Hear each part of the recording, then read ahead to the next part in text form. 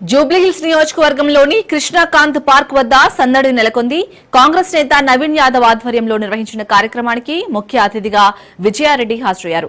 యువతులు, చిన్నారులు, మహిళలతో కలిసి బతుకమ్మ వేడుకల్లో పాల్గొన్నారు. ఈ రోజు బతుకమ్మ సందర్భంగా ఇక్కడ కృష్ణకాంత్ పార్క్ దగ్గర ప్రతి సంవత్సరం కూడా వేదిక వేసి స్వాగత వేదిక వేసి ఆడవాళ్ళనందరినీ కూడా సన్మానించే కార్యక్రమము నవీన్ యాదవ్ గారు చేస్తా ఉంటారు.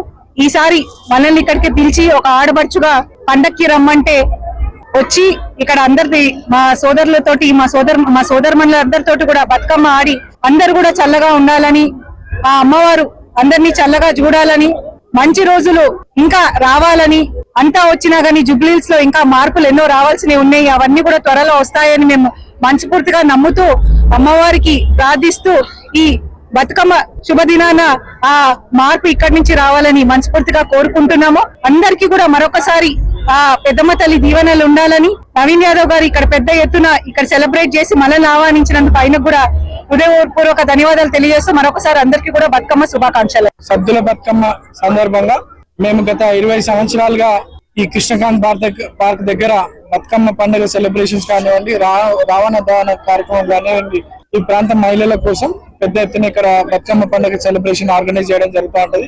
మళ్ళీ ఇటువంటి పండుగను కూడా గత 3 సంవత్సరాల క్రితం రాజకీయం చేసి ఇక్కడ మమ్మల్ని పండుగలు కూడా చేసుకోలేకుండా గత ప్రభుత్వంలో ఉన్నటువంటి నాయకులు చేసినటువంటి విషయాలు అందరికీ తెలుసు. కానీ జూబ్లీహిల్స్ కి మంచి రోజులు వచ్చినాయని మేము చెప్తా ఉన్నాము.